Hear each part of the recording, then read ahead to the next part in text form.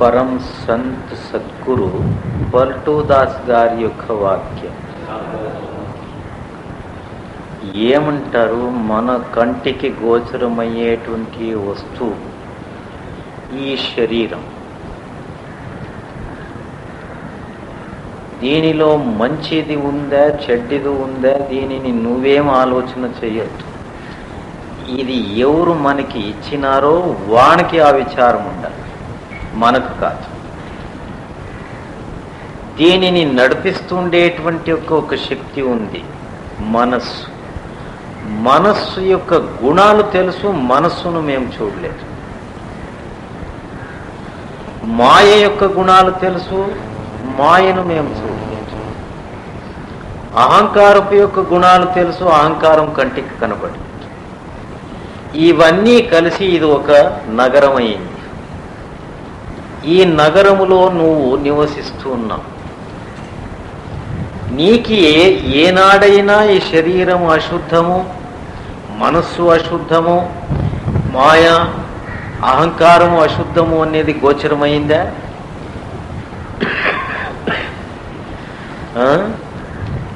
ఎవరైనా దీనిని గురించి ఆలోచించినామా? ప్రతి నిత్యము త్రికాల స్నానము సంధ్యావందనము కూడా అనేకులు చేస్తూ ఉన్నారు. స్నానం అంటే ఏమంటాను నేను? ఏనంతిన అలపా స్నానం చేయమంటారు అని ఏడుపు వస్తుందయ్యా నాకే. నేను చేయను. స్నానం మాడ్రే నీరకాయ సిద్ధి అంటారు. ఈ అలపా వీళ్ళు ఇట్లు మొత్తుకుంటారు. తప్పించుకొని తిరుగుతాను నేను. స్నానం అంటే నాకు ఇష్టం లేదు. ఎందుకో అది మొదటి నుంచి ఒక అభ్యాసం. ఏమైతే 2 గంటలకే నీళ్ళు ఎత్తుకొస్తుంది తెల్లవారుజాము. అబ్బా నీరు కావైతే బాగా తెగి ಅಂತಾಳೆ. ಅವಾಗ ಕೈ ಸಿಕ್ಕಿದ್ರೆ ಹಿಡ್ಕೊಂಡು ಒತ್ತು ಬಿಡನೆ ಅನ್ನಂಗೆ ಆಗ್ತದೆ. ಹೆಣ್ಣು ಮಗಳು ಹೆಂಗೋದಿಯನು, ಯಾಕಪ್ಪ ಇವ್ರು ಎಬ್ಬಿಸ್ತಾರೆ ಅನ್ನೋಷ್ಟು ಬೇಜಾರಾಗುತ್ತೆ. నిజమే, ఎన్నో జన్మము నుండి యుగాల నుండి దీనిని కడుగుతూనే ఉన్నాం. అయినను మాకు అర్థం కాలేదు దినము ఎందుకు స్నానం చేయాలా, ఏమిటి కొరకు అనే ఒక ఆ సూక్ష్మమైన ప్రశ్న మనలో జాగృతం కాలేదు. దీనిని గురించి ఆ ఆలోచన చేయలేదు. ఇది కడిగినా కడిగక పోయినా కూడా దీని అనేబరం ఇంతే. ఇది ఒకనాడు మమ్మల్ని ఒళ్ళకాటుకు చేరించేదే గాని సుఖంగా ఉండు అనే పరిస్థితి దీంట్లో లేదు. అందుకే ఏం చేశారు సంతులంటే, చాలా తెలివైన వాళ్ళను అనుసరించిన వాళ్ళు ధన్యులు. రే యావది చెడ్డది అన్ని అందరూ తిరస్కరించినారో దానినే నువ్వు మందిరం చేసుకో, దీనినే దేవస్థానం చేసుకో. ఉల్టా వీళ్ళది. మనస్సు కామక్రోధ లోభ మోహాదులను జాగృతం చేసి చంచలంగా తిరుగుతుంది. అది పాపం. అది కూడా మనకు తెలియదు, ఆ మనసుకు తెలియదు నేనేం చేస్తున్నాను అనేది. నిజంగా ఆ మనసునే దేవునిని చేసుకో, ఈ దేహాన్నే మందిరం చేసుకో. శాలిగ్రామం అంటే అదే కదా. అందుకే శివశరణులు ఏం చేశారంటే, జడ వస్తువును ಕೈಗಿತ್ತು ಚೈತನ್ಯದಲ್ಲಿ ಕೂಡಿಸಿದೆಯಯ್ಯ, నిన్న కృపే అపారవాదత్తు అన్నారు. చేతికి ఆయన ఏమిచ్చినాడు? ఒక రాతి లింగం ఇచ్చినాడు. దానిపైన దృష్టి కేంద్రీకరించు అన్నాడు. దృష్టిని కేంద్రీకరిస్తే అది మృణ్మయము చిన్మయమైపోయి. అదే గురుకృప. పనికిరాని వస్తువుని కూడా అపారమైన పనికొచ్చేటట్లు చేసేస్తాడు, అమౌలికమైన వెల ఉండేటట్లు చేస్తాడు. అందుకే అది ఇది మంచి, అది మంచిది కాదు, చెడ్డది అని భిన్నాభిప్రాయాలు చేసుకుంటూ ఎన్నో యుగాలు జన్మాలు గడిపివేశావు. ఇప్పుడు అదే పని నువ్వు చేయొద్దు. నీ శరీరాన్ని ఇప్పుడు దీనినే మందిరం చేసుకో. ఇంకేది లేదు మనకు. మా గుడిసే ఇప్పుడు మనకు రాజభవనం కావాలా, వేరే కట్టుకునేదానికి లేదు, మనకి శక్తి లేదు. దీనినే రాజభవనం చేసుకో. నిన్ను అధ్వానము చేస్తూ ఉండేటువంటి యొక్క మనసునే శాలిగ్రామం చేసుకో, దేవుణ్ణి చేసుకో.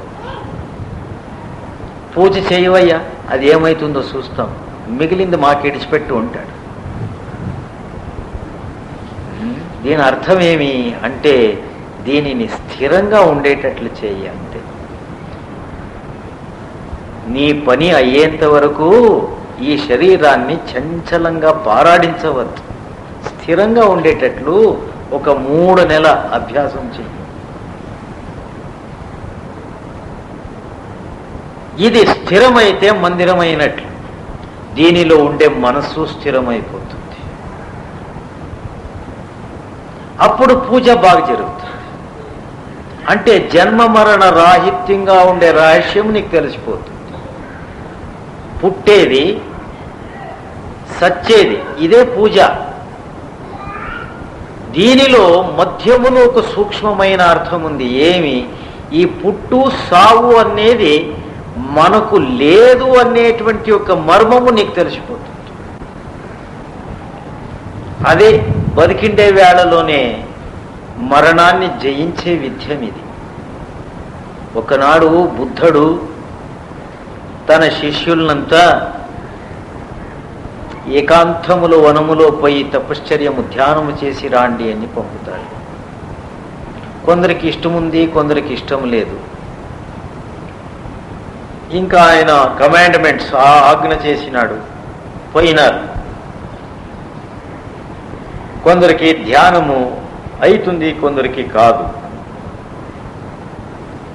ఎందుకంటే ఆ వనాంతరములో ఉండే వాతావరణాలు మనకు సరిపోవాలి కదా. ఇంకా ఆయన దగ్గర ఉండే శిష్యులు ఎటువంటి వాళ్ళందరూ రాజకుమారులే. వాడు రాజు, యువరాజు, మహావీరుడు యువరాజు, ఇంకంతా వాళ్ళు రాజులు కావాలా. అటువంటి వాళ్ళు సన్యాసులు అయితే వాళ్ళ దగ్గర చేరేవాళ్ళు ఎటువంటి వాళ్ళు? రాజకుమారులే వాళ్ళ దగ్గర చేరినారు. సుఖంగా బాగా తిని పెరిగి ఉండేవాళ్ళు. వనాంతరములో ఆ కష్టాన్ని అనుభవిస్తూ ధ్యానం చేయమంటే ఎట్లు చేస్తారు? కాదు. స్వల్పకాలం అక్కడ ఉండి వాపసు వచ్చేసారు. అయ్యలేదు గురునాథ అని మనకు అక్కడ ఉండేదానికి. లేదయ్యా మీరు పోయే తీరండి. అందరూ పోయిరి. దృఢ మనసు చేసుకుని పోయేశారు. ఏమైతే అది కానీలే. వాళ్ళు ఆ సాధన పూరించుకొని వచ్చిన తరువాత ఒక్కొక్కరు ఒక దివ్యానుభవాన్ని పొంది ఆనందముతో వస్తుండే చూసి ఆ గురువుకు సంతోషమైంది.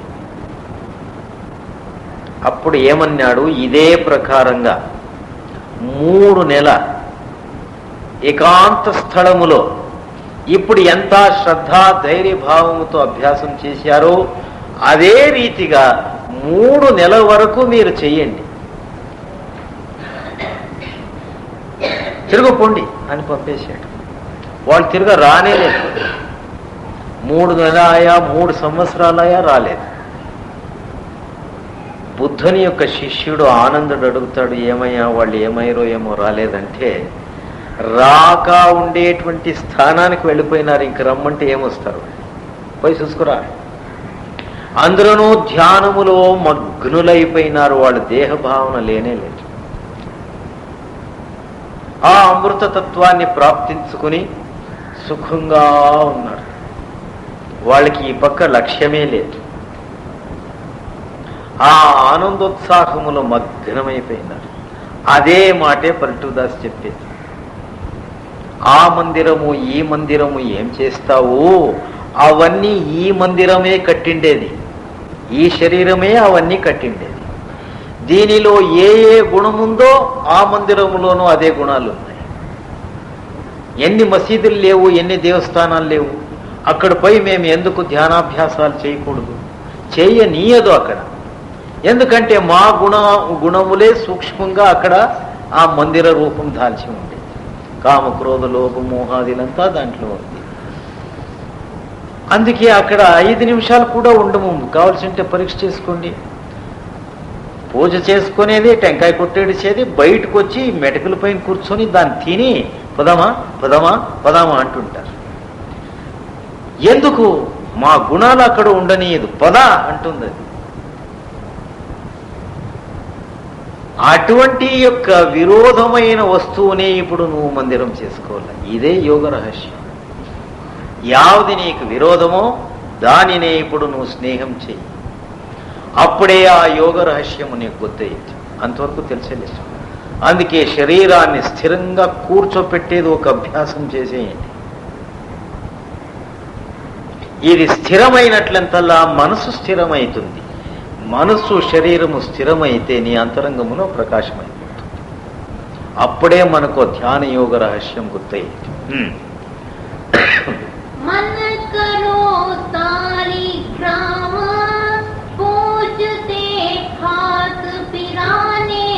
దానికి ఏమంటాడు? ఎప్పుడు మనస్సు శాలిగ్రామం అయిపోయిందో బయట పూజ చేస్తుండేటువంటి యొక్క నీ చెయ్యి, ఇక్కడ చెయ్యి అంటే నీ యొక్క చైతన్య శక్తి, అది అంతర్ముఖమైపోతుంది. ఎంత గొప్ప యుక్తి పెట్టినారు. మన సంధ్యావందనలో కూడా ఈ యుక్తులు ఉన్నాయి. శాలిగ్రామ పూజలు చేసేవాళ్ళు మాధ్వులు, అవునా? మరి శివలింగ పూజ చేసేటువంటి వాళ్ళందరూ స్మార్థులు అని ఇట్లా ఒక వింగడించుకున్నారు. అక్కడ శివలింగం వేరే కాదు, ఇది వేరే కాదు. ఇవన్నీ పూజ చేసే వేళ సామాన్యంగా పద్ధతి ఏం పెట్టుకున్నారంటే కదలక మెదలక ఊరికే కూర్చోవాలా. మరి ఆ శాలిగ్రామానికి పీఠం ఉంటుంది. ఆ పీఠము కూడా సుదృఢంగా ఉండాలా. దానిపైన శాలిగ్రామాన్ని ఉంచి తీర్థాభిషేకాలు చేయాలి, పంచామృతాభిషేకం ఇవన్నీ చేయాలి. చేసే వేళ ఆ మంత్రాలు ఉచ్చరిస్తూ దానినే చూస్తూ ఉండాలి. కొన్ని దినాలు ఇట్లు చేస్తూ చేస్తూ ఏమైపోతుంది అంటే బాహ్యములో ఉండేటువంటి ఒక వస్తువు అంతరంగములో వచ్చి వేస్తుంది. నీ పూజా శక్తి అంతా అంతరంగములో ప్రవేశిస్తుంది. స్వల్ప దినమే. అందుకే ఈ బాహ్యాన్ని సోపానము చేసుకో. ఆ అంతరంగ భవనములో ప్రవేశించడానికి ఈ బాహ్యమనే రంగము కూడా సోపానమే. దీనిని వదులుకొని పోవద్దు. ఇది ఏం మనకు అనుకూడదు. సగుణత్వాన్ని నుండి నిర్గుణత్వానికే పోవాల. మనకి ఇంకా వేరే విధి లేదు. అందుకే సగుణత్వంగా ఉండే సద్గురువుని స్నేహం చేసుకుని వాని నుండి ఆ నిర్గుణతత్వాన్ని బోధరూపకంగా తీసుకుంటూ ఇక్కడ ఈ గురువు అంటే సగుణ స్వరూపమైన గురువుని ప్రేమము చేస్తూ ఉండగా, ప్రేమ ప్రీతితో ఆయన స్నేహము చేస్తూ ఉంటే మన అంతరంగములో ధ్యాన భక్తి సిద్ధి అయిపోతుంది. దీనికి సహకరించింది యావది? సగుణమైన సద్గురువు యొక్క స్వరూపమే. అందుకే ఏమన్నాడు? బాహ్య వస్తువుల్ని తిరస్కరించవద్దు, దీనిని పూజించు. ఎట్లా పూజించాలా అంటే సంపూర్ణంగా నీ ప్రాణమంతా సమర్పించి పూజించు. అది రాయి అనుకోవద్దు, అదే భగవంతుడే. వాడు నిర్గుణ స్వరూపమైన భగవంతుడు నాకు దొరకలేదు. ఈ సగుణ వస్తువులో కూడా వాడు ఉన్నాడు. దాంట్లో రాతిలో ఉండే దేవుడు మనకు చాలా దగ్గర.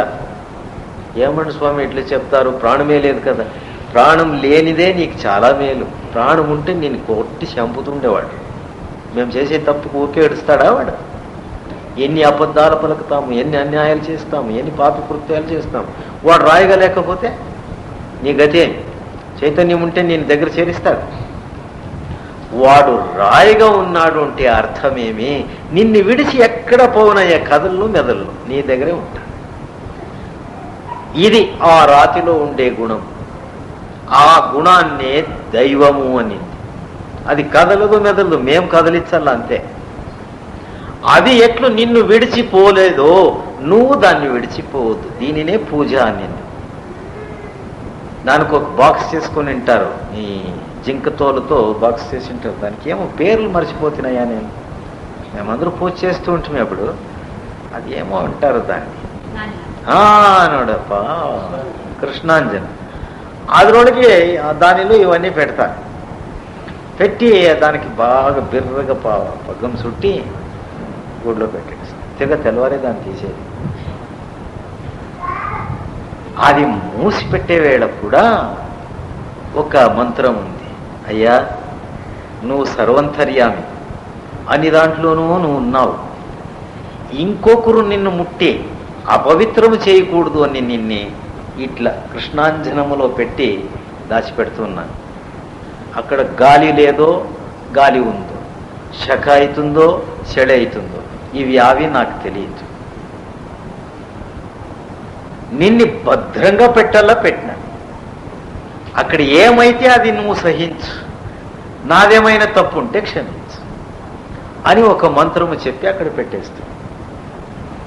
ఇది చేస్తూ చేస్తూ చేస్తూ ఏ పరిస్థితికి వచ్చేస్తామప్ప అంటే 3 నెలలు అయిన తర్వాత ఆ బాహ్య వస్తువు మన అంతరంగంలో వచ్చేస్తుంది. అందుకే నామస్మరణ ఎప్పుడూ విడవకోక చేయండి చేయండి చేయండి అనేది. 2 పిల్లవాళ్ళు ప్రతి నిత్యము ఆడుకుంటూ ఉండ్రి, ఒక్కడు ప్రతి నిత్యము ఆటములో గెలుస్తూ ఉండే. నేను ఎప్పుడు సోలిపోతాను, వీడు గెలుస్తాడు, ఎట్లు గెలుస్తాడు, ఈ మర్మం తెలుసుకోవాలని. ఏమయ్యా నువ్వు దినమూ గెలుస్తావు కదా, నేను సోలిపోతాను, నేను నీ మాదిరిగా అన్ని యుక్తులు తెలుసుకున్నా కూడా సోలిపోతాను కదా అంటే వాడేం చేస్తాడు, లేదయ్యా నేను కన్ను మూసుకొని పరమాత్ముడిని ప్రార్థన చేసుకుని అన్నీ నీదేనయ్యా నాది ఏమి లేదు అని ఆడతాను, దానివల్ల నేను గెలిచిపోతాను. నువ్వు నేను గెలియల్లా అని ఆడతావు, అది కాదు. నువ్వు నా మాదిరిగా ఇట్లా చెయ్యి, ఒకనాడు నీకు ఆ విద్యం వచ్చి వేస్తుంది అన్నాడు. ఎన్ని దినాలు చేయాలన్నాడు. దీనికి దినాలు గినాలు లేదు, శ్రద్ధ ప్రేమ ఉంటే ఆ క్షణమే అన్నాడు. వాడేం చేశాడు, నామస్మరణ చేసుకుంటూ చేసుకుంటూ ధ్యానం చేసుకుంటూ చేసుకుంటూ ఎక్కువగా దానిని అభ్యసిస్తూ ప్రతి నిత్యము ఆటంలో కూర్చునేది, ఒక్కొక్కసారి సోలేది, ఒక్కొక్కసారి గెలిచే పరిస్థితికి వచ్చి ఇంకా శ్రద్ధగా సాధిస్తూ సాధిస్తూ ఏమైపోయింది, ఆ విద్యము ఆయనకి కరగతమైపోయింది, అంటే స్వాధీనమైపోయింది, అంటే సమాధి స్థితి వచ్చేసి ఆటములో గెలుపు అనే విచారము లేదు, సోలు అనే విచారము లేదు, ఊరికే సహజంగా ఆడేది అనే పరిస్థితికి వచ్చేసాడు. అట్లా ఆ స్థితికి వస్తేనే ఈ ప్రపంచములో మేము గెలిచేది, అంటే దీనికి చిక్కోక గెలిచేది. అందుకే ఈ సాధన చేసే వేళ కూడా ఏ కోరికను లేక సహజంగా ఆ అభ్యాసము చేస్తూ ఉండాల. నామస్మరణ, ధ్యానము, అభ్యాసము, సత్సంగము ఇవన్నీ చేస్తూ చేస్తూ ఉండగా స్వల్ప దినములోనే ఇవన్నీ అంతర్గతమవుతుంది. ఒకనాడు ఏమైంది, అంతా అంతర్గతమైపోయింది ఆ పిల్లవానికి. వాళ్ళ తండ్రి బీదవాడు, అప్పుడు ఊరు చుట్టూ కోట, దానికి వాకులు ఉంటూ ఉండే. సాయంత్రం అయితే వాకులేసి ఏడుస్తుంటారు. వీళ్ళు కట్లు కొట్టి జీవనం చేయాల. ఆ పిల్లవాడిని బండిలో కూర్చోపెట్టుకొని వెళ్ళినాడు. వస్తూ వస్తూ ఏమైపోయింది, టైం అయిపోయింది, శ్మశానం అది, టైం అయిపోయింది. ఇక్కడ కోట వాకులు వేసేసారు. ఏం చేయాలి? తండ్రి ఏం చేశాడు, వాణ్ణి ఆ బండి దగ్గరే కట్టె దగ్గర కూర్చోబెట్టి నేను ఎట్లయినా ఉపాయం చేసి లోపలికి పోయి ఆ వాకులు వేసే సేపుడున్నాడే వాణ్ణి నా మాదిరిగా చేసుకొని సూక్ష్మంగా వాకులు తెరిపిస్తాను, నేను వచ్చేంత వరకు నువ్వు ఇక్కడే ఉండు అనేశాడు. పొద్దు మునుగుతూ ఉంది, అది శ్మశానము. ఆసన్న పిల్లవాడు వాడికి ఎంత భయం కావాలి. అయితే వాడికి భయం కాలేదు. ఎలా అంటే ఏకాంత సాధన చేశాడు. వాడు ఏకాంతం అంటే తెలిసిపోయింది వాడికి. వాతావరణం వానికి స్నేహం చేసి వేసాడు. భయము గేయం ఏమీ కనపడలేదు. భూత ప్రేత పిశాచాదులు అక్కడ ఉన్నా కూడా అవన్నీ వాడికి మిత్రులైపోయారు, వాడికి సేవ చేస్తూ ఉన్నారు. వీడు రానే లేదు, వీడు తండ్రి.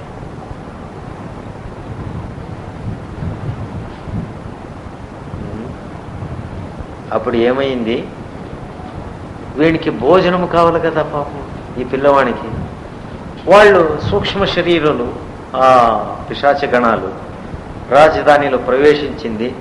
ఆ రాజు తినే ఆహారం అంతా తీసుకొని ఆ బంగారు తట్ట, లోటాలు, వాడు వేసుకు ఉండే మణిహారము, ఇవి కూడా మోసుకొని వచ్చేసి వీడికి అవన్నీ వేసి భోజనం పెట్టి బాగా నిద్రపోయాను, మేమెలా చూసుకుంటాం. తెల్లవారైన వెంటనే ఏం చేశారు, ఆ మణిహారాలు, ఆ వస్తువులంతా వీడిని బండిలో దాచిపెట్టేసి ఆ కట్టె తెల్లవారి తండ్రి వచ్చినాడు, చూస్తాడు. వీడు ఆనందంగా ఆ ధ్యాన అభ్యాసములో మగ్నమై కూర్చోవచ్చు. అక్కడే ఏమైంది? రాజుది సామాన్లంతా దొంగతనమైంది. వెతుకొని రండి. సరే, రాజు బట్టలు వచ్చారు, అంతా వెతుకుంటూ ఇక్కడికి వచ్చారు.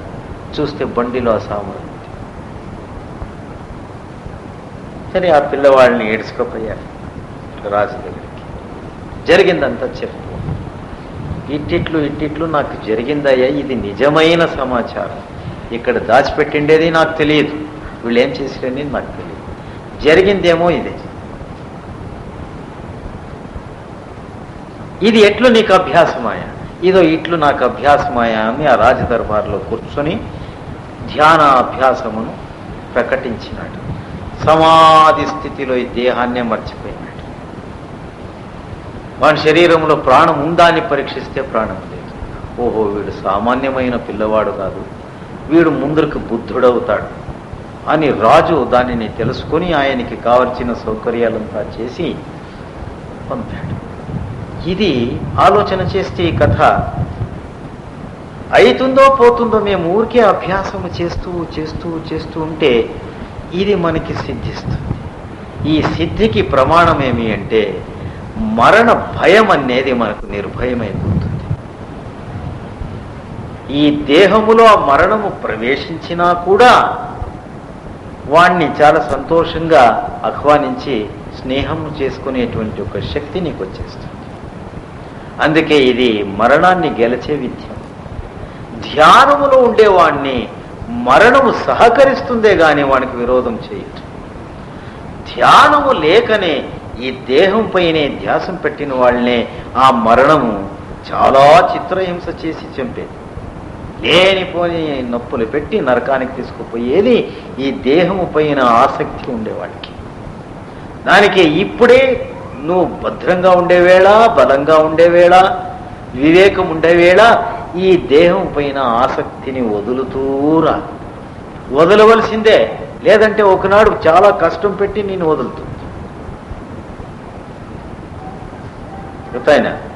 మన చైతన్య శక్తి ఈ నేత్రం నుండి క్రిందే జీవిస్తుంది అంటే మరణకాలములో చాలా బాధపడాలి. ఇది పైనికి రావాలంటే దీనిని స్థిరం చేయి.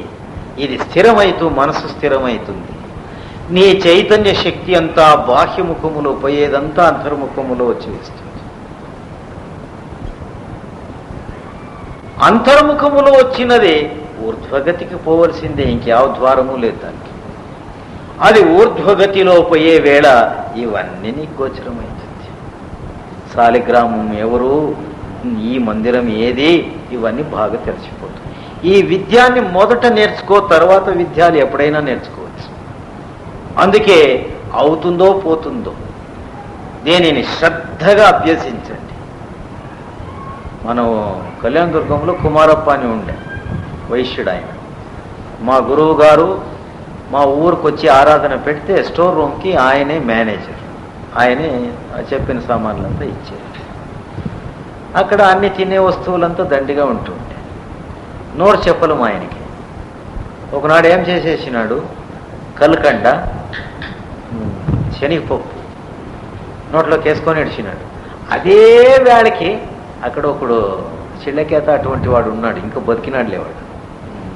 ఆయన పేరేమి, బడప్ప, దేవరలు బడప్ప అని.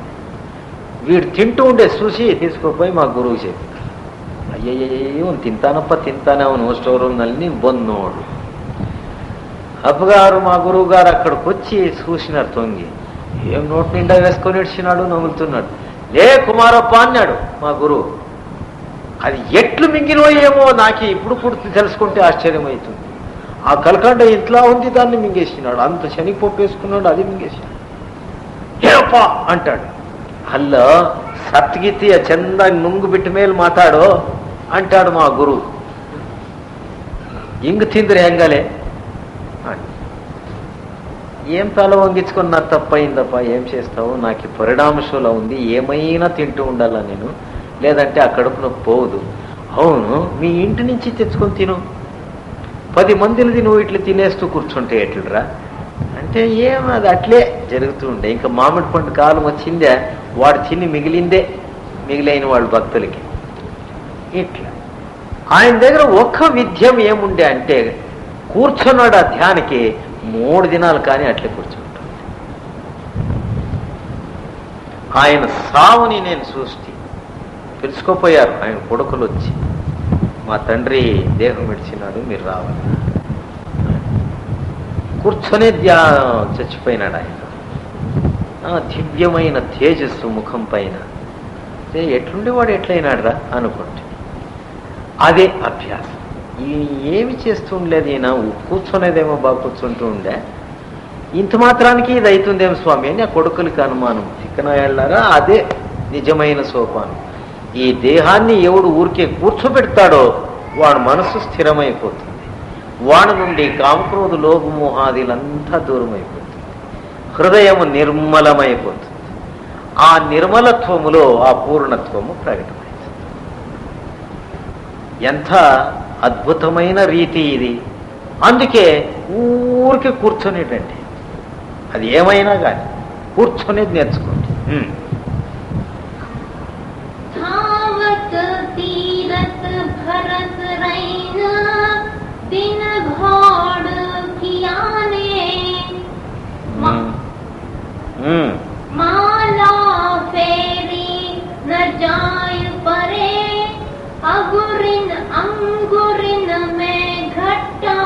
దానికి ఏమంటాడు తులసీదాసు, ఈ భావన లేకనే మేము ఏదేది చేసినామో, ఈ పవిత్రమైన భావన లేకనే చేసినామో అది ఏమైనా వ్యర్థం కావచ్చు. దాంట్లో కూడా ఒక రహస్యం పెట్టినాడు. ఇప్పుడు అది వ్యర్థం కావచ్చు, నెక్స్ట్ బర్త్లో దాని యొక్క ఫలితం ఇస్తుంది. చూసారా?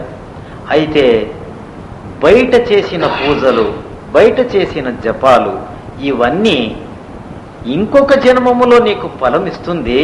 అయితే అది క్షుద్ర ఫలం, శాశ్వతమైన ఫలం కాదు. అంటే జపం చేసేది వద్దా, చెయ్యి. దానికైనా గీతలో ఏం చేసినాడు, నిష్కామ కర్మము,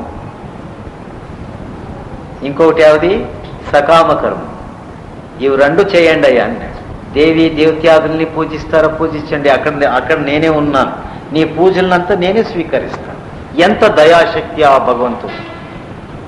ಯಾವುದೋ ఒకటి సంకుచిత మనోభావనమైన ఇది చెప్పలేదు మనకు హిందూ శాస్త్రం. ఈ తుర్కోళ్ళది, ఈ క్రిస్టియన్ వాళ్ళది చెప్పినట్లు. ఇప్పుడు ఒక నోటీసు ఇచ్చిరి బస్సులో వస్తుండేటప్పుడు, క్రిస్టియన్ పిల్లోడు, ನಾನು ಪಾಪಿಯಾಗೇ ಹುಟ್ಟಿದ್ದೀನಿ, ಹೇ ಯೇಸುಕ್ರಿಸ್ತನೇ ನೀನು ನನ್ನನ್ನು ಉದ್ಧಾರ ಮಾಡು. ఏడదయ్యా ఇది, పుట్టిందే పాపి అయితే ఇంకా సెచ్చే వేళ నీ పాపం పోతుంది. దాన్ని వాడెందుకు పోగొడతాడు? వాడికేం పట్టింది నీ పాపం మోసుకునేదానికి? వాడిని అడిగితే, పాపం నువ్వు పసిపిల్లవాడు,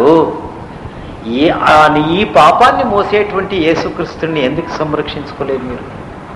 వాడిని శిలువకి ఎత్తి చంపిడిసిరి కదా, అప్పుడు ఎక్కడ పోయింటారయ్యా మీరంతా?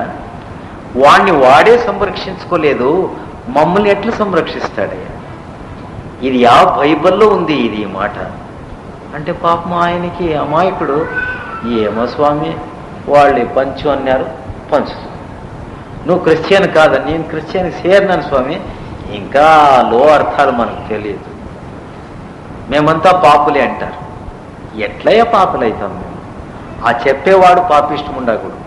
ఆ పాదిరి వాడు చేయరాని పని చేసి మమ్మల్ని పాపిష్టులుగా కూర్చోపెట్టి వాడు మమ్మల్నితో దుడిపించుకుంటాడు. వాడు తాగేది, తినేది, వేశ్యాగృహం అంతా వాడుకుంటుంది. నీకు పాపమని చెప్తాడు. నువ్వు భయం పడి పాపాలు చేయకుండా ఉంటావు, అయినను నువ్వు పాపిష్టుడే. ఇది వీళ్ళు చేసేది. యేసుక్రీస్తుడు ఇట్లు చెప్పలేదు. అందరూ పరమాత్ముని యొక్క పుత్రులే. ఈ మాట చెప్పినాడు, మేమందరూ పరమాత్మని యొక్క పుత్రులే. అయితే దుర్జనుల సహవాసం చేసి ఈ పక్కకు వచ్చినాం. వాళ్ళ సంఘాన్ని వదిలి ఇప్పుడు సాధు సత్పురుషుల సాంగత్యాన్ని చేరి పరమాత్ముని కలుసుకోవాలయ్యా అని ఇది బోధించినాడు. వాడు అడుగుతాడు, దుర్జనులు ఎవరు? కన్ను, కివి, మూగు, నాలిగే, చర్మము, కన్ను, ముక్కు, నాలుక, ఇవే మనకు శత్రువులు. ఈవిట్ల యొక్క స్నేహాన్ని చేసి మేమేమైనామంటే ఈ దేహమే నేను అనే భావనలో దిగిపోయింది. దేహానికి అతీతంగా ఉండేటువంటి వాడు నువ్వు ఈ గతికి వచ్చేసి దేనిని తప్పించడానికే ఈ సాధన పెట్టి ఉండేది. అందుకే ధ్యానము ధ్యానము ధ్యానము అన్నారు సంతులు.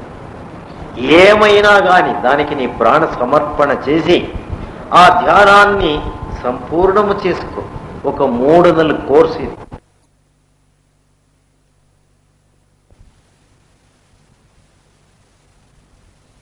ఆ 3 నెలల కష్టమో సుఖమో దీన్ని చేసి పారేయవయ్యా, తర్వాత నిన్ను చేయమన్నాడు గురువు. అది చేసేదానికి విడువదు, నీకు సహజ సమాధి స్థితి వచ్చేసి ఆ యోగ రహస్యం నీకు గుర్తయిపోతుంది. మాలా ఫిరే న జాయ పరే అంగురిన మే ఘట్టా రామ భోలి న జాయ దీప్ మే లాగే లట్టా. దానికి ఏమంటాడు, నువ్వు రామ రామ రామ అనే పని లేదు, చేతిలో జపమాలలు తిప్పే కూడా పని లేదు. అది నిజమే. ఎందుకంటే మన నిద్రలో స్వప్న రూపకంగా వస్తుందో లేదా? ఇది అలా రాకూడదు. విచారించండి, ఇది ఎందుకు రాకూడదు? దేనిని మేము ప్రేమంగా ప్రీతిగా చేయలేదు. ఈ ప్రపంచ కార్యాన్ని చేసినట్టు ఇంట్రెస్టెడ్గా సంపూర్ణ కాయావాచ మనస ఈ ప్రపంచ కార్యాన్ని చేసినట్టు గురు చెప్పిన కార్యాన్ని మేము చేయలేదు గనుక మన నిద్రావస్థలో ఇది రాలేదు. ఇదే ప్రమాణం. ఏది నిన్ను అంత్యస్థితిలో జన్మ మరణ వ్యాధిని పోగొట్టి తిరుగు ఈ పుట్టు సావు అనే గతిని తప్పించి వేసేది ఉందో దానిని నువ్వు శ్రద్ధగా చేయలేదు. ప్రపంచ కార్యాలు ఎంత శ్రద్ధగా చేస్తాం. ఇక్కడ ఏదైనా ఒకటి కట్టల్లా చేయల్లా అంటే ఎంత శ్రద్ధ, రేయం బగుళ్ళు దానిదే చింత.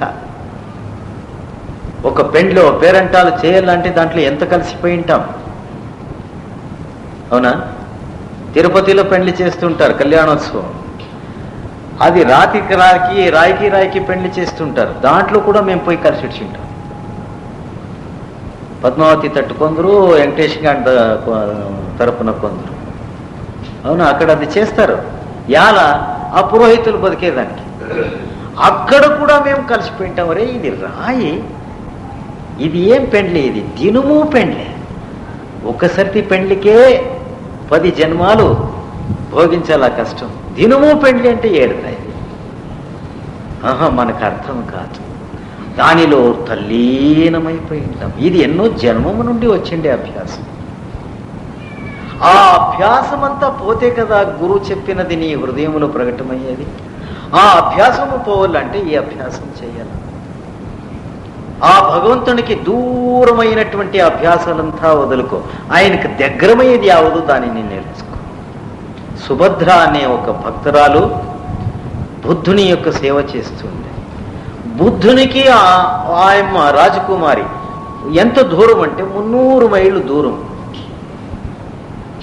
ఒక్కసారి వాళ్ళ రాజధానికి బుద్ధుడు వచ్చి ఉండే ఆ వేళ ఆ సన్న పిల్ల ఆయమ్మ ఆ బుద్ధుని సేవ చేసింది. ఆ బుద్ధుని యొక్క మాట వినిండే, ఆ ధ్యానములో ఉండేది చూసిండే. నేను ఇట్లు కూర్చోవులా అని అభిప్రాయం చేసిండే. నువ్వు అదే కాని అని ఆశీర్వదించి వెళ్ళిపోయిండే బుద్ధుడు. ప్రాప్త వయసుకు వచ్చి వేసింది. పెండ్లి కూడా చేశారు ఆ పాపకి. ఆయనను తన మనసులో ఆ బాలిక వయస్సులో సాధించిండే ఆ సాధన మాత్రము విడిచిపెట్టుకోలేదు ఆయనని. ఒకనాడు ఏమైంది, వాళ్ళ తల్లి తండ్రులు బంధువులంతా ఈ మాయా మంత్రాలు అవి ఇవి చేసేటువంటి వాళ్ళని గురువులు చేసుకున్నారు. వాళ్ళు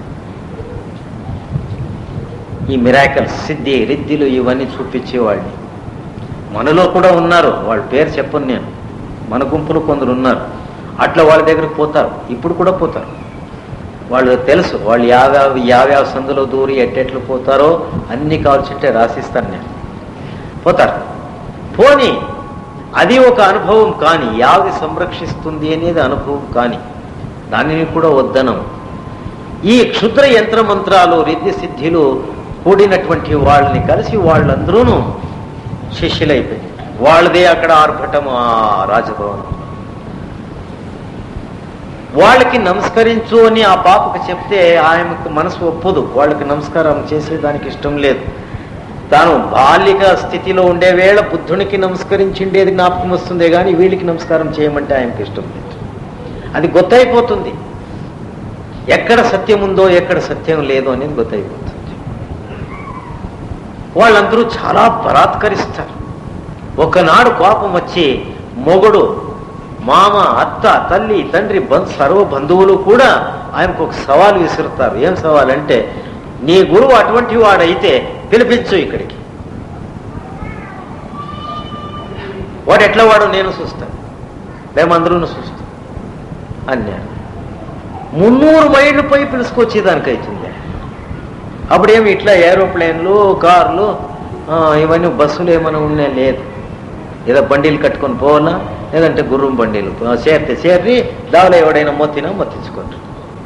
దొంగలు ఇవన్నీ దండిగా. బీహార్ ఇప్పుడు ఎట్లుందో అప్పుడు అట్లే ఉండే ఆ బీహార్. ఇట్లా లాలూ ప్రసాద్ యాదవ్లు అప్పుడు దండిగా ఉంటారు. ఆఖరికి ఏమైంది, ఆయమ్మ ఒక్క ప్లాన్ చేసే మనోభావనతో చేతులు పువ్వులు పట్టుకుని ఆ రాజభవనం బయటకు వచ్చి, హే బుద్ధ భగవాన్, నేను నీ శిష్యురాలు, నువ్వు నాకు గురువు, నిన్ను నేను పిలుస్తున్నాను, నువ్వు రా అని ఆ పువ్వు, ఆ చేతిలో ఉండే పువ్వులని ఆ బుద్ధ భగవానుడు ఉండే దిక్కుకి పైన ఇట్లా విసిరివేసింది. ఆ పువ్వు పోతుందా బుద్ధుని దగ్గరికి, లేదా అదేమన్నా మెసెంజర్ ఇస్తుందా? లేదు, అది అక్కడే పడిపోయి ఆ పుష్పాలన్నీ. వీళ్ళందరూ గొళ్ళని నవ్విరి, ఇక్కడే పడిపోయా. ఇంక బుద్ధుని దగ్గర ఎక్కడ పోతుంది, ఇదేం ఆకాశంలో పోతుంది అనుకుంటే, మా గురువులు చేసేటువంటి యుక్తులు నీ దగ్గర నీకేమన్నా తెలుసా? మా గురువులు అయితే ఇట్లా పువ్వుల్ని వాడి దగ్గర కావాల్సింటే పంపగలరు అని అంతా అవహేళన చేసి పాపం ఆమెకు చాలా నొప్పి పెట్టారు. ఆ మనోభావన పవిత్రంగా ఉండేదానివల్ల సత్సంగం చేస్తూ కూర్చుండే బుద్ధునికి ఆ పువ్వులు వాసన వచ్చింది. ఇక్కడ ఈ కథ ఎట్లయినా ఉంది, దీని యొక్క భావన తెలుసుకుందాం. 300 మైళ్ళు ఆ వాసన పోవాలంటే పోవదు, దీనికి అర్థం వేరే ఉంది.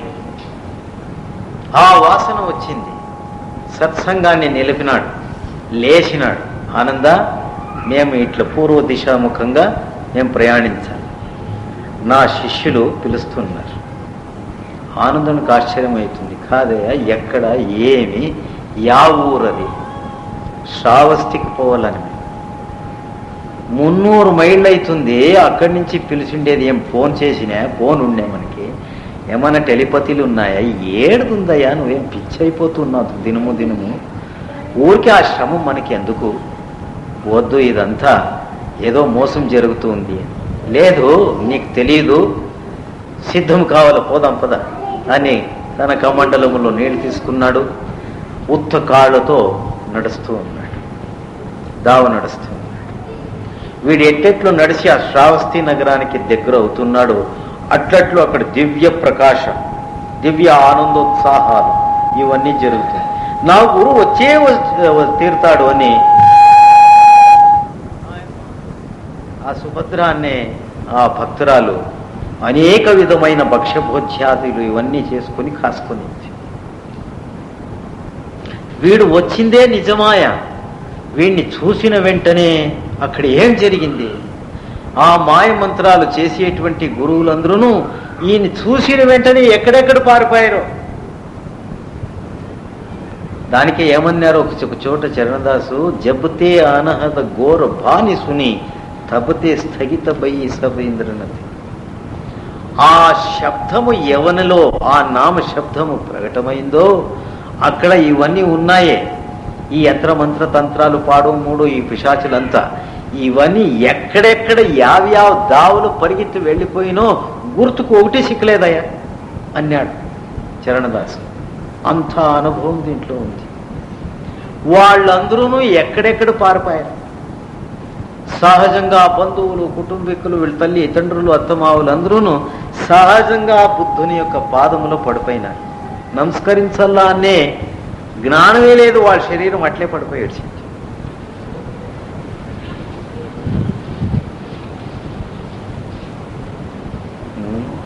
మనలో ప్రతి ఒక్క స్థానములోనూ ఒక్కొక్క పుష్పం ఉంది, కమల పుష్పం. దానిని పవిత్ర ప్రేమ భావముతో ఈ భ్రూమధ్య స్థానములో ఉండే ద్విదళ కమలములో ఉండే సద్గురువుకు ప్రేమంగా, అయ్యా నువ్వైనా నా దగ్గరికి రా, నన్నైనా నీ దగ్గరికి పిలుచుకో అనేటువంటి ఒక ప్రేమ భావ భక్తి ప్రతీతిగా ఎవడు అనుకుంటూ ధ్యానం చేస్తున్నాడో అక్కడ ఏమైతుంది, ఈ పుష్పాలంతా వికసిస్తుంది. వికసించిన పుష్పము నుండి ఆ సుగంధ వస్తువు వ్యాపకం కాదా, ప్రవేశించదా? అది ఈ భ్రూమధ్యములో ఉండేటువంటి ఆ సద్గురువుకు ఈ పుష్పములో ఉండే సుగంధం అంతా పోయి తగులుతుంది. ఒరే నా భక్తుడు పిలుస్తున్నాడు రపోవల్లని వాడు దిగుస్తాడు. ఎట్లా దిగొస్తాడు? శబ్దరూపకంగాను ప్రకాశ రూపకంగాను నీలో ప్రకటమవుతాడు. అందుకే ధ్యానము ధ్యానము ధ్యానము అనేది. ఎక్కడ ధ్యానం ఉందో అక్కడ ముక్తి ఉంది. నువ్వు వెతికే పనే లేదు.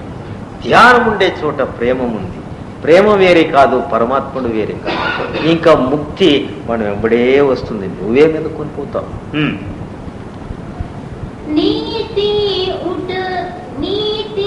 उठी चंदन देत माथ के मोह सौखा. ನಿಥ ಉಟಿ ನೀತಿ ಉಟಿ ಎಲ್ಲದ ಕಣ್ಣುಗಳು ಈಟೀಟಾಗ್ಲ ಇದಾವೆ, ಕಾಣಿಸ್ಲಿಲ್ಲ ನಿನಗೆ?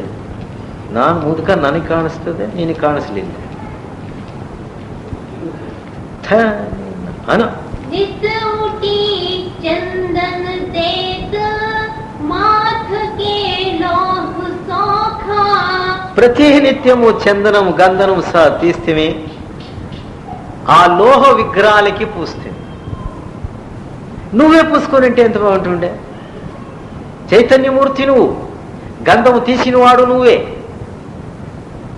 నువ్వే పూసుకొనింటే ఎంత బాగుంటుండే. అయితే నీకు తెలియదు ఇది దైవ మందిరం, నువ్వు చేసుకోలేదు దీన్ని దైవ మందిరం. పెట్టిందే దానికి గంధా సమర్పయామి అంత. నేను దాంట్లో ప్రాణం ఉంటే కదా నువ్వు సమర్పయామి అంటే తీసుకునేది. అది లేదు, నువ్వే దానికి ప్రాణం పోయాల, జీవకళ దానిలో నిండాలి. దానికే రామకృష్ణ పరమహంస ఏం చేశాడు, నల్లగా ఉండే కాళికా విగ్రహాన్ని సృష్టించుకున్నాడు. అక్కడ నలుపు, తెలుపు దారి పెట్టుకోలేదు. ఎంత తెలివి వాళ్ళకి. నల్లగా ఉండే వస్తువు పైన ఏమైనా అంటిస్తే బాగా కనబడుతుంది, అవునా? అది నలుపు అంటే మృత్యువు చీకటిగా ఉంది, చీకటిలోనే వస్తుంది. మన లోపలంతా చీకటే, కన్ను మూసుకొని చూస్తే ఉత్త చీకటే. అక్కడే అది వచ్చేది, వెళ్తుంటే వచ్చేలేదు.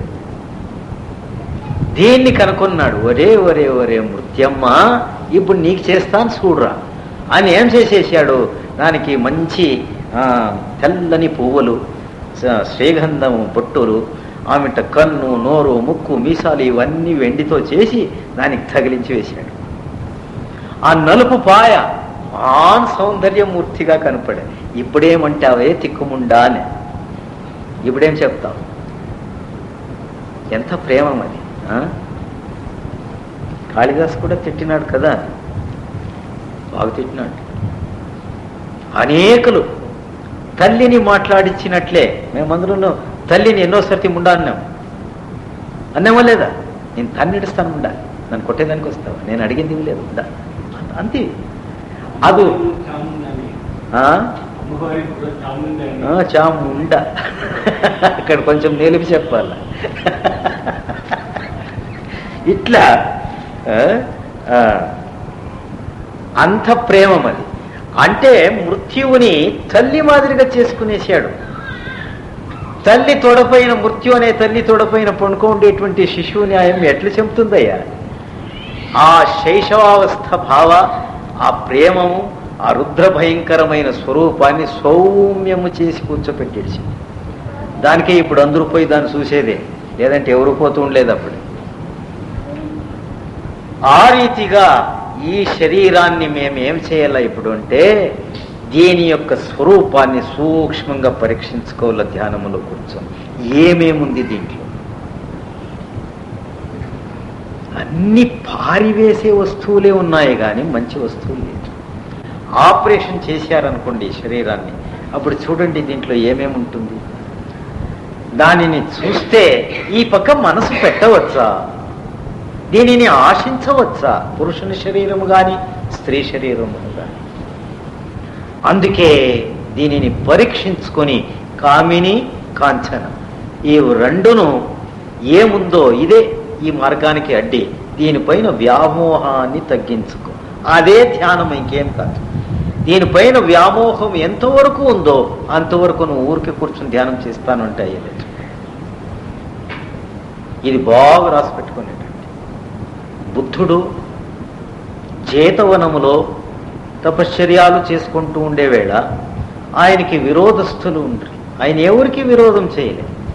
ధర్మగురువులు, పురోహితులు, బ్రాహ్మణులు ఆయనకి విరోధం. రాజును ఎత్తుకట్టారు.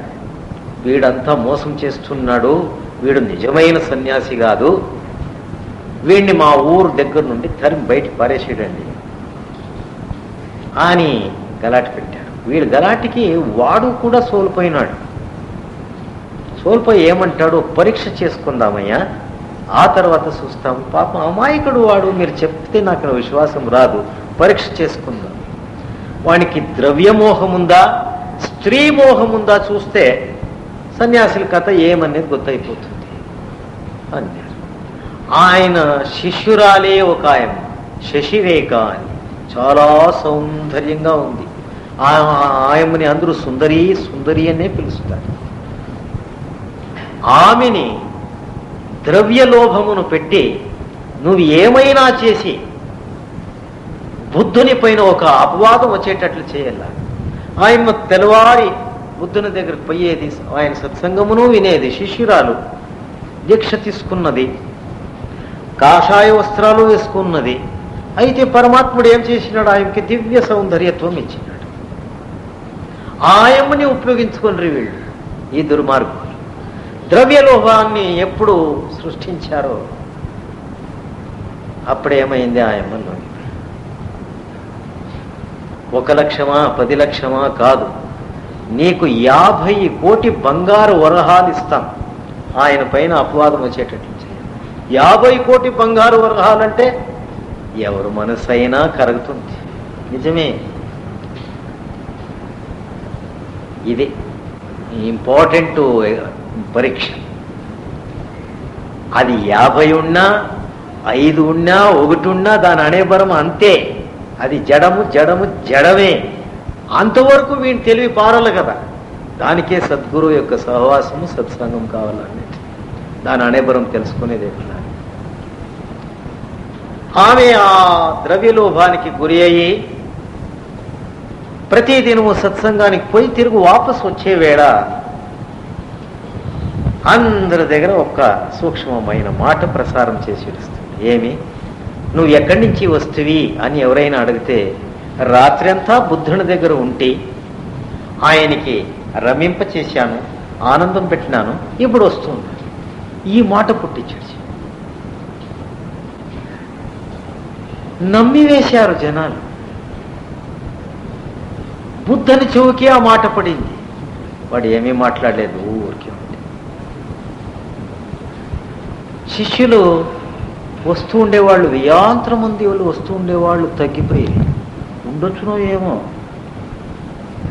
ఆయమ్మే శిష్యురాలు, ఇంకా దివ్య సౌందర్యవతి, వాడు మోహించాడో ఏమో, ఏదంటే ఏమి యాద చెప్తుంది ఇట్లా ఉండొచ్చు. దానికి వీళ్ళందరూ ఆ అగ్గికి అంత నెయ్యి పోసేది ఈ పురోహితులు మఠాధిపతులు వీళ్ళు. ఇది జ్వాల మాదిరిగా, అగ్నిజ్వాల మాదిరిగా ప్రపంచమంతా వ్యాపకమై శిష్యులందరూ వచ్చేది తగ్గిపోయాయి. స్వల్ప మంది మాత్రం అక్కడ ఉండ్రి.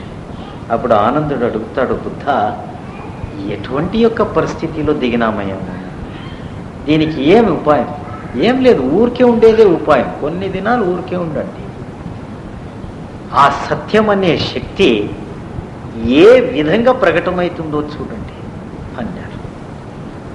స్వల్ప దినం వీడేం విచలితుడు కాలే, ఏమీ దుర్భాషణలు ఆడలే, ఏ ప్రచారము చేయలే. బుద్ధుడు ఊరికే తన మాదిరిగా తానేం చేయాలనో చేసుకుంటూనే ఉన్నాడు. ఇది సహింపు కాలేదు వాళ్ళకి. వాళ్ళు ఏం చేశారు, ఒక 10 మంది గూండాల్ని దొడ్లు ఇచ్చి ఈ మఠాధిపతులు పురోహితులు వీళ్ళు కలుసుకుని ఆమెను చంపివేసి ఆయన ఉండే చోట్లోనే ఫోన్ చేయండి అయ్యా, దీన్ని మేము ప్రచారం చేస్తాము, అప్పుడు ఈ బుద్ధుని కథ బయటకు వస్తుంది. వాళ్ళకి ఏం దుడ్లు ఇచ్చిరి, ఆ గుండాలు పోయిరి, ఆయమ్మని చంపిడిసిరి, దండిగా ఆ పువ్వులు ఉండే చోట ఆ శరీరాన్ని పెట్టి వేసి మూసేసిరి, ప్రచారం చేసేడిసిరి. ఓ చూసావా ఈ బుద్ధుడు ఎటువంటి పని చేశా, ఆయమ్మని సహవాసంలో నేను ఉన్నాను అనేది ఆయన చెప్పివేసి నా మర్యాద పోగొడుతుందని వీడే చంపేశాడు, రాజా ఇది పరీక్షించు నువ్వు కాల్చండి. సరే అక్కడ పరీక్షిస్తే ఆ శవం దొరికింది. ఏమనుకోవాలా ఇప్పుడు, నిజమే కదా. అయితే ఎవరిని చంపారో ఆ గుండాలు వాళ్ళు తాగుబోతులు, బాగా తాగి వేసి నిజ సత్యాన్నంతా చెప్పుకొని వచ్చేసారు. బాగా తాగి తందానాలు ఆడుకుంటూ, చూడయా ఆయమ్మని ఇట్లా వాళ్ళు చంపించిరి, ఇట్లా చేసిరి వాళ్ళు, బుద్ధుడు మంచోడు, మేమేం దుడ్లకు చంపిడిస్తామప్ప. బాగా తాగిడిచినారు. తాగిన వాళ్ళు నిజం చెప్తారు, సన్న శిశువులు తాగిన వాళ్ళే నిజం చెప్పేది. అప్పుడు వీళ్ళదంతా బయటికి పడేది. రాజు ఉగ్రస్వరూపుడై వాళ్ళందరినీ పట్టుకు వచ్చి బుద్ధుని దగ్గర నిలబెట్టారు. బుద్ధ వీళ్ళకి ఏం శిక్ష చేయనో చేయాల. అప్పుడు ఒక మాట అన్నాడు, ఈ గరిక పాసి ఉంటుంది కదా గడ్డి, అది మృదువుగానే ఉంటుంది, బాగా ఇది మనసులో పెట్టుకోండి, దానిని బాగా గట్టిగా పట్టుకొని పీకితేనే అది వచ్చేది. అదరాబదరా పట్టుకొని పీకితే ఏం చేస్తుంది, చేయి కోసి వేస్తుంది, అది రక్తం వచ్చేటట్లు కోసి పారేస్తుంది. దానికే ఇటువంటి యొక్క అసత్య వృత్తిని సంపూర్ణంగా నిర్మూలించాలా అంటే పైన పైన శిక్షిస్తే పోయలేదు, దీని వేరే పీక్ పారేయాలనయ్యా. ఎట్లా, ప్రతి నిత్యము సత్సంగం వినండి, ఆ సత్యాన్ని తెలుసుకునే జిజ్ఞాసత్వాన్ని పెంచుకోండి, సజ్జనుల సాంగత్యములో ఉండండి, ఈ వేరంతా నశించిపోతుంది. సజ్జనుల సాంగత్యము నుండి మీరు సత్యస్వరూపులైపోతారు. అందుకే సంతుల యొక్క స్నేహములో ఉండండి.